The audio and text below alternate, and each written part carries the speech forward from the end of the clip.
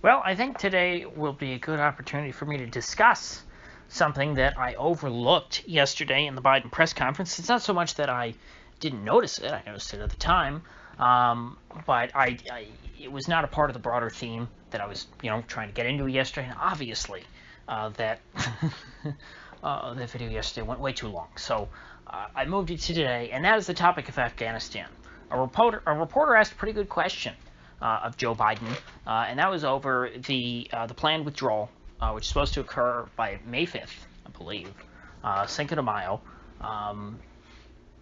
from Afghanistan. And this was the part of the peace deal that I followed very, very closely while it was being negotiated. It was the best thing that was going on during the Trump administration was, in terms of actual policy, not cultural stuff. The best thing that was going on for the Trump administration was that Trump had appointed Zalmay Khalilzad, an old neocon who I believe was born in Afghanistan. He speaks I think he speaks Pashto, which is the language of the Taliban, if I'm not mistaken.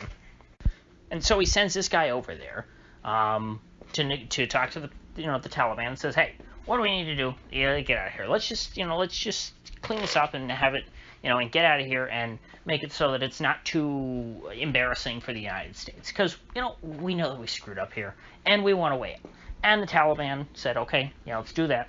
And Khalilzad and the Taliban created this agreement that Trump supported. And that was to get it by May 5th. People, I guess Republicans wouldn't like this comparison. Republicans don't really talk about the deal at all. They never touted it as an achievement of Trump's.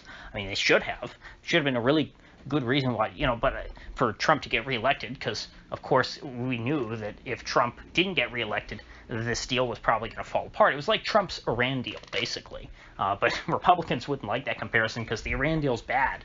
According to Republicans, very, very bad to make peace with Iran. But peace with Afghanistan, at least some Republicans, would say, hey, that's a good thing.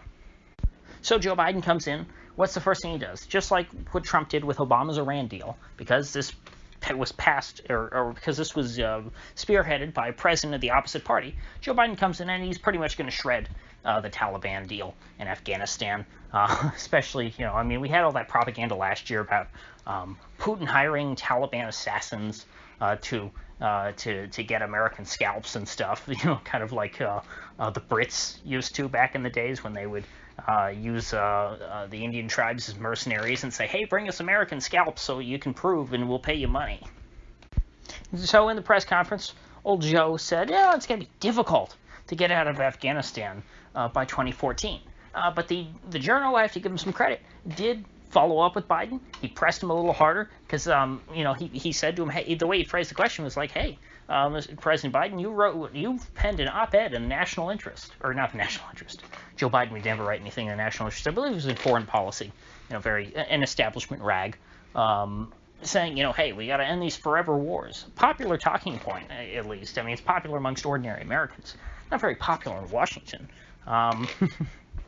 And he said, hey, if we're going to end these forever wars, are you going to get out of Afghanistan by May 5th? And Joe said, that'd be difficult. We don't really know how to get all the troops out of there.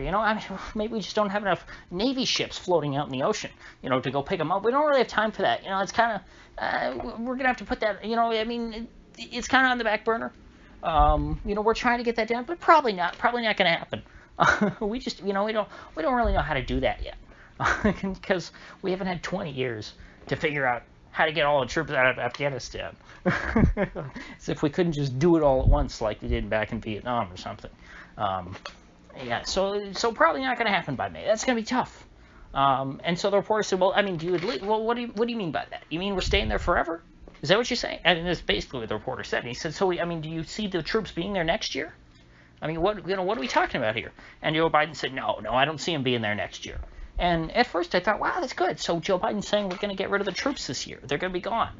Until I found out that back during the 2012 presidential election, and that's right, I said 2012, that was 9 years ago, Joe Biden gave a big speech in which he said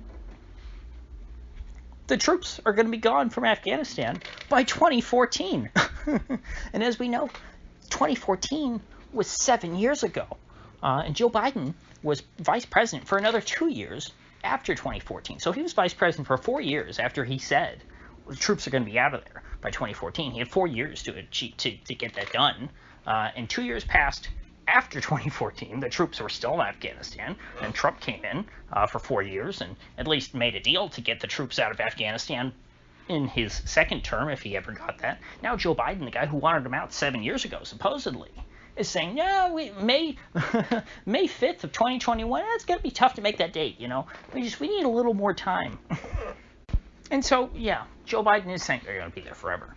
Now, I'll be very happy if I'm wrong, and if maybe this time Joe Biden's serious about that, but I doubt it. I don't think so. I highly doubt it. But, you know, we can't be shocked. I mean, Joe Biden is one of the main reasons why the Iraq War ever happened. I mean, Joe Biden, if he wanted to, could have put the kibosh on the Iraq War. He could have made sure that it never happened, because he was the chairman of the Armed Services Committee, I believe it was, or Foreign Relations Committee. I can't remember, one of those. Whatever. It was the hearing when the chairman of whatever committee it was that the Iraq authorization to use of military force first came up through. You know, before a bill goes to the floor to be voted on by the House or the Senate, in this case the Senate, because Joe Biden was a senator. You know, he was a senator for 1 million years. He was a senator since 120 years ago, according to him.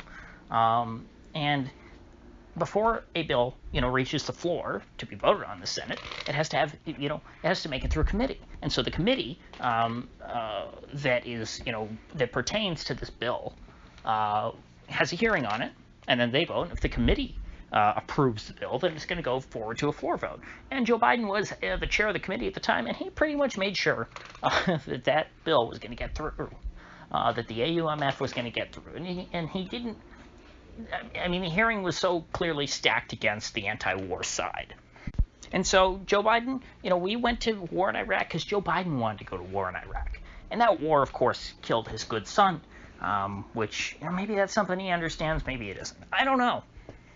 But if he has any remorse about the old AUMF, I don't believe the 2003 AUMF is up for a repeal, but Barbara Lee is trying to repeal one of the AUMFs from back then. I believe it was the 2002 authorization to use the military force, which would greatly limit the the constitutional ability of the executive branch to wage war around the world. Because what those AUMFs are, they're blank checks essentially, and the president can just decide to say, yeah, I'm going to use this whole thing back then. Remember Al Qaeda and 9/11. I'm going to use that to justify fighting wars across the globe wherever I want, essentially.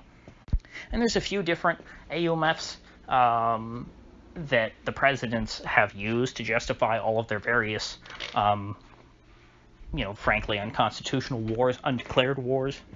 And so since this is really about executive power, I doubt that Biden would ever sign it. And frankly, it'd be tough to see it getting through the House and the Senate to begin with. I mean, maybe the House, but not the Senate. The Senate is a very pro-war chamber. The senators are, the most corrupt politicians in Washington. You have the House, which is pretty corrupt. But then you have the Senate, which are like the champions of corruption, because the most corrupt congressmen are the ones who are able to run for the Senate, and they get the most backing because they're the most corrupt and they have the most donors. So that's where things stand right now. I hope that I'm wrong. I hope that things turn out better than from what I'm seeing. I tried to be optimistic throughout the whole, negotiation process with Zalmay Khalilzad and the Taliban and all that, because I'm like, hey, at least Trump is somewhat, supporting this, because this wouldn't be happening if Trump didn't approve of it and start it. But then again, I didn't think that he would follow through, and he didn't, of course. And Joe Biden, I'm even less confident in. So that's kind of where we stand. So I'll leave it off there, even though it's a, kind of a negative note.